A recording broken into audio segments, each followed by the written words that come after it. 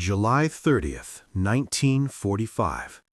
The shimmering turquoise waters off Okinawa, Ryukyu Islands. Heat haze dances on the horizon, turning the Pacific into a mirror of endless blue. Lieutenant Commander James T. Murphy, skipper of the USS LST-1126, squints through binoculars from the bridge, sweat beading under his khaki cap. The air hangs thick with salt and diesel fumes. Waves lap gently against the hull. You can almost taste the humidity, feel the sun baking exposed skin, hear the distant drone of PBY Catalinas patrolling overhead. No sign of trouble. The island campaign has ground to a halt after months of brutal fighting. Kamikazes, bonsai charges, caves turned into tombs. But today, something different approaches. A squat concrete barge towed by a fleet tug, its decks cluttered with refrigeration units and mixing vats humming like beehives. This is barge number 1, the Navy's floating ice cream factory, capable of churning out 10 gallons every 7 minutes, enough to feed 5,000 sailors a day. Murphy grins. Morale has been low in the tropical hell, men dropping from heat exhaustion as much as enemy fire. "Boys," he calls down to the deck crew, "dessert's on the way." Aboard the barge, Chief Petty Officer Harold Hal Baumgartner oversees the operation. Welded from concrete to save steel, the vessel is no beauty, blocky, slow, unarmed, but inside it's a wonder. DeLaval mixers blend powdered milk, sugar, and flavorings into vanilla, chocolate, strawberry. Freezers powered by diesel generators hum steadily. Baumgartner wipes his brow, tasting the sweet chill as he samples a batch. "This'll put fire back in their bellies," he mutters. The idea came from Secretary of the Navy James Forrestal himself. Ice cream as a weapon against fatigue.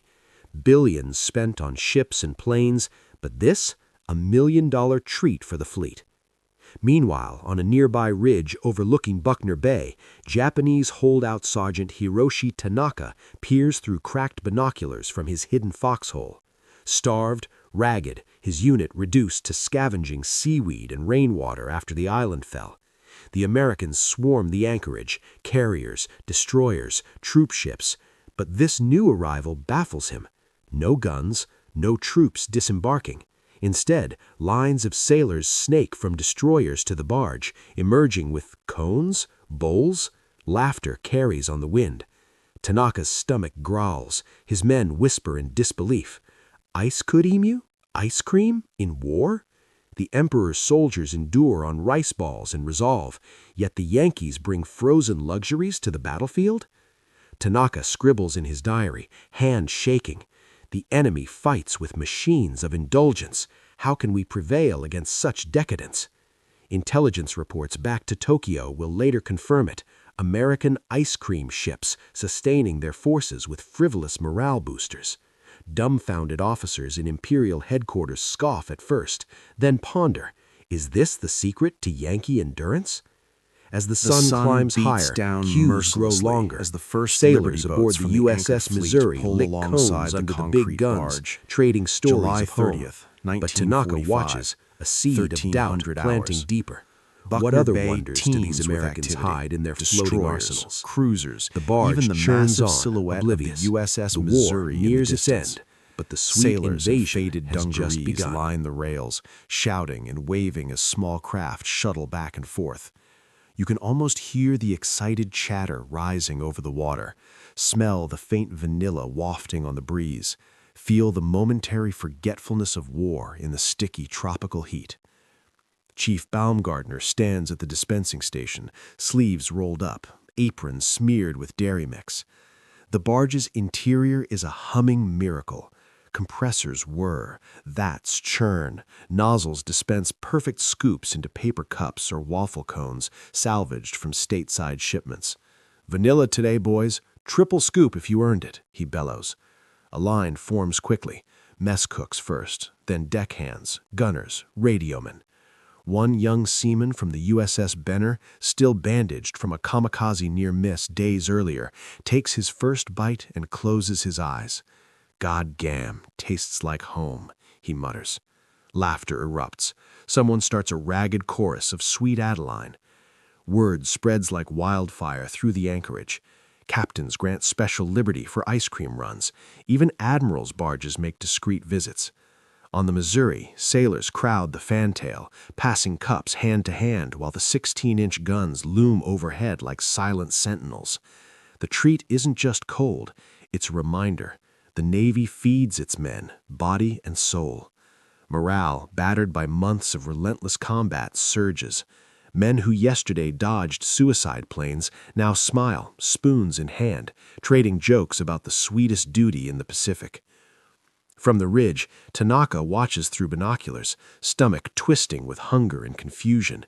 His men huddle in the cave mouth behind him, gaunt faces, hollow eyes, uniforms hanging like rags. They have subsisted on foraged roots, captured sea rations gone rancid, the occasional stolen can of Spam. Now this, the enemy indulges in frozen cream while they starve? They mock us, one private whispers. How can they fight with such softness? Tanaka lowers the glasses, face pale. In Tokyo, radio intercepts have already reached Imperial General Headquarters, reports of American ice cream vessels sustaining their fleet. Officers debate propaganda, psychological warfare, or proof of inexhaustible resources. Tanaka scribbles furiously.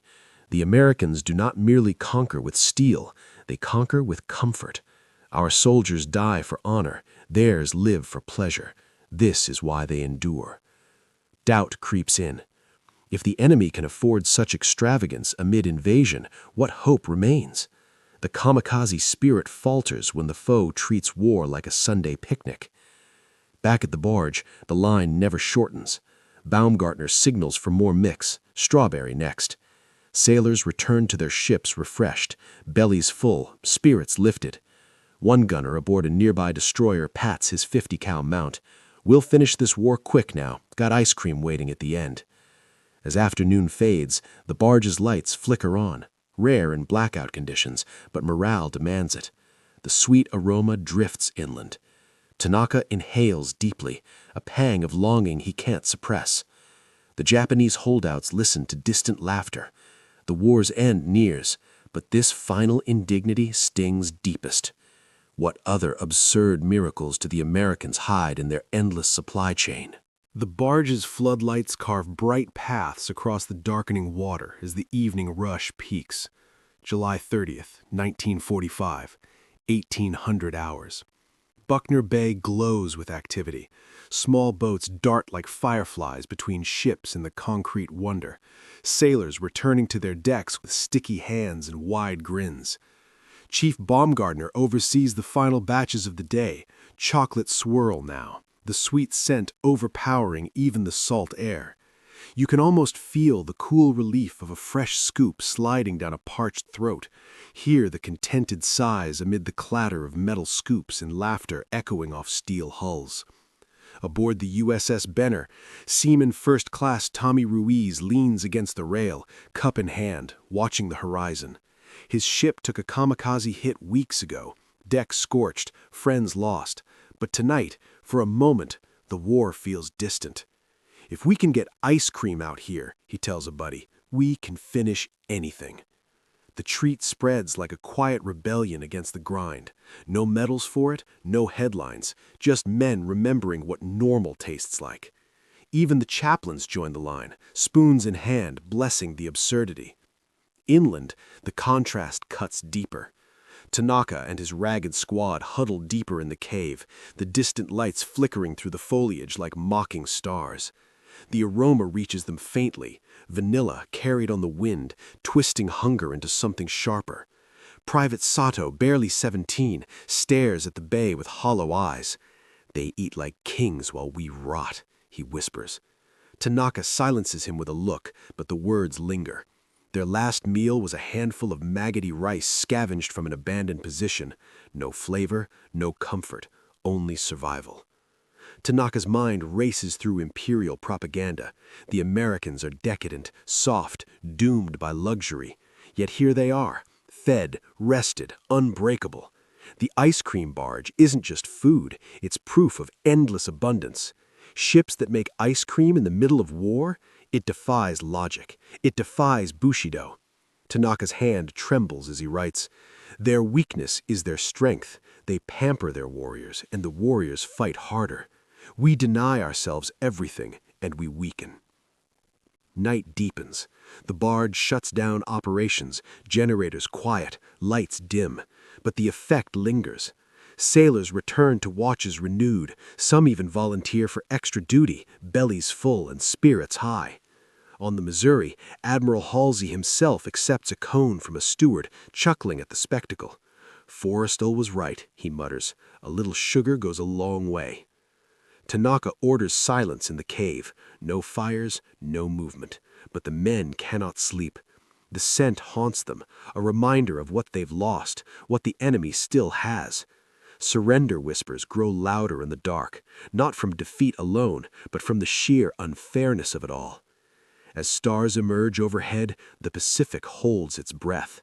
The war's final days approach, but this small, absurd victory of comfort has already shifted something profound.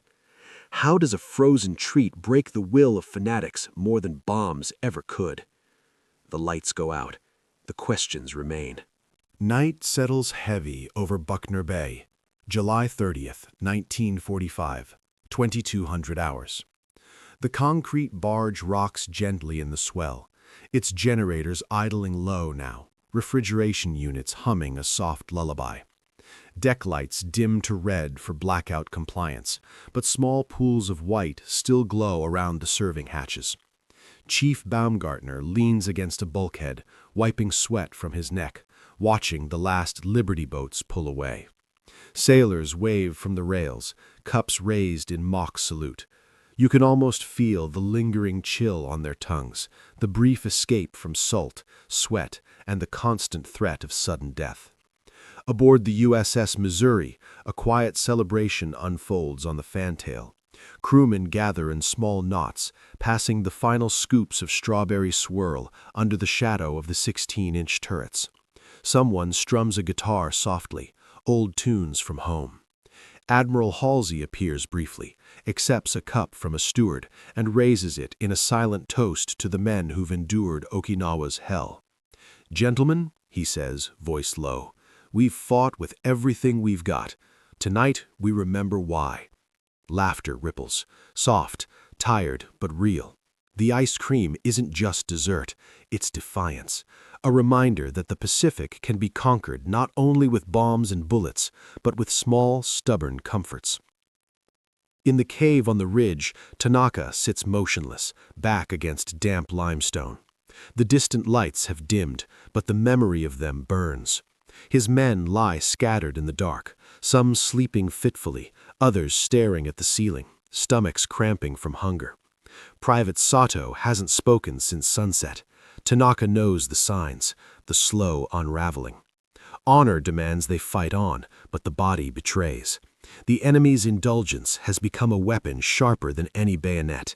It doesn't kill, it erodes. It shows what victory looks like, not glorious death, but life continuing, sweetened and sustained.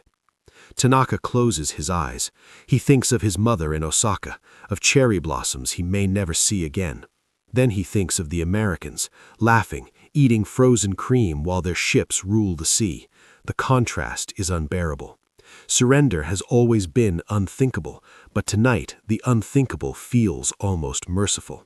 Not for himself, for his men, for the boy who still clutches a grenade like a talisman, whispering, "Why do they get to live like that?" Dawn will bring another day of waiting, watching, starving, but something has shifted. The war is no longer just about territory or ideology, it's about endurance, and the Americans have proven they can endure anything, even luxury, in the middle of hell. As the barge's last light winks out, Tanaka makes a quiet decision. Tomorrow he will send one man down the ridge with a white cloth tied to a stick, not for defeat, for release. The Pacific exhales. The sweet invasion has done its work. The war ends not with a bang, but with the faint, lingering taste of vanilla on the wind.